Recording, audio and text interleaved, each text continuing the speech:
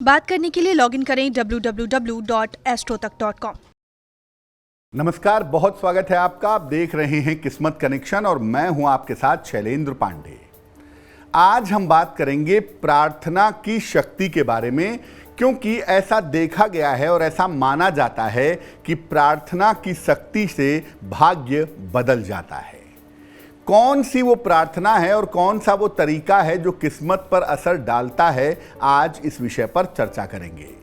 सबसे पहले जानते हैं कि प्रार्थना होती क्या है और ये किस प्रकार से कार्य करती है।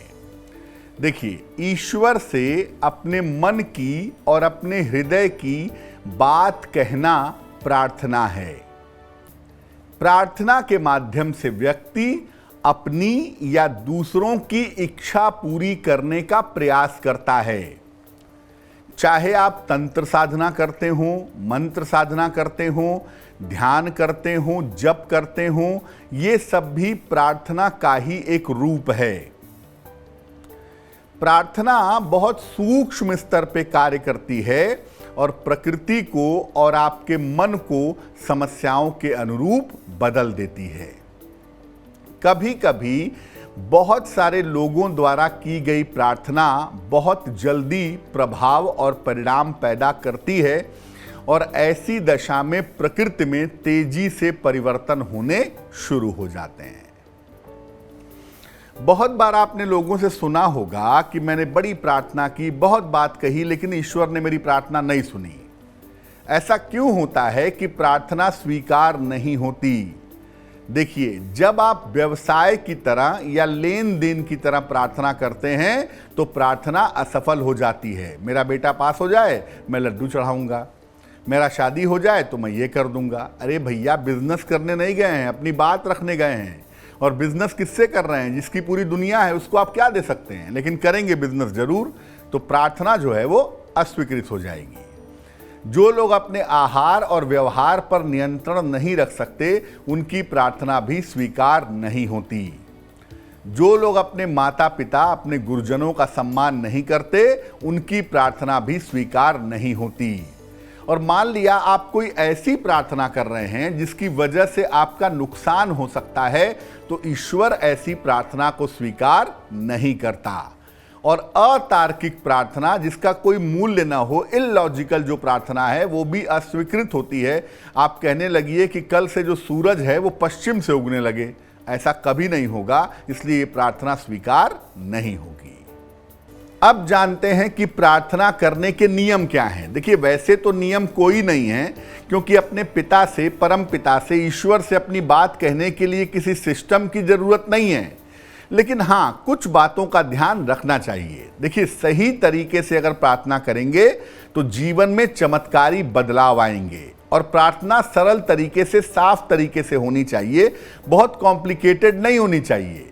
आप अपनी बात ईश्वर से वैसे ही कहिए जैसे आप कह सकते हो। हालांकि विद्वान कहते हैं, ऋषिगण कहते हैं कि अपनी बात कहने की जरूरत भी नहीं है, वो तो सब जानते हैं, लेकिन फिर भी आप अपनी बात ईश्वर से सरल तरीके से कहिए। शांत वातावरण में, जब मन आपका शांत हो, उस समय प्रार्थना करिए। खासतौर से मध्य रात्रि में, मिडनाइट में प्रार्थना करना बहुत अच्छा होता है। प्रार्थना एकांत में करिए, निश्चित समय पर करिए और नियमित रूप से करिए, तो प्रार्थना स्वीकार होगी। दूसरे को नुकसान हो जाए, फलाने मर जाए, उसका दुर्घटना हो जाए, उसका बिजनेस चौपट हो जाए, ऊट पटांग प्रार्थना मत करिए, वरना आपको दिक्कत हो सकती है।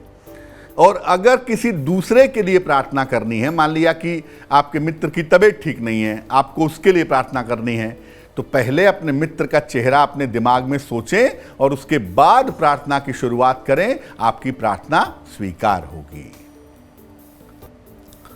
अब जानते हैं प्रार्थना कैसे करेंगे, क्या सिस्टम होगा।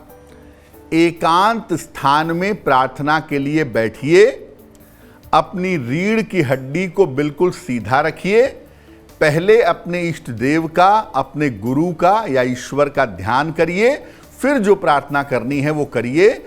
और अपनी प्रार्थना को गोपनीय रखिए। ये नहीं कि आप सबको बता रहे हैं कि आज मैंने प्रार्थना की है कि मैं एग्जाम में पास हो जाऊं। अगर आपको कोई प्रार्थना ऐसी करनी भी है तो प्रार्थना को गोपनीय रखिए, और जब भी मौका मिले आप भगवान का ध्यान करके अपनी प्रार्थना को दोहराते रहिए, आपको लाभ होगा।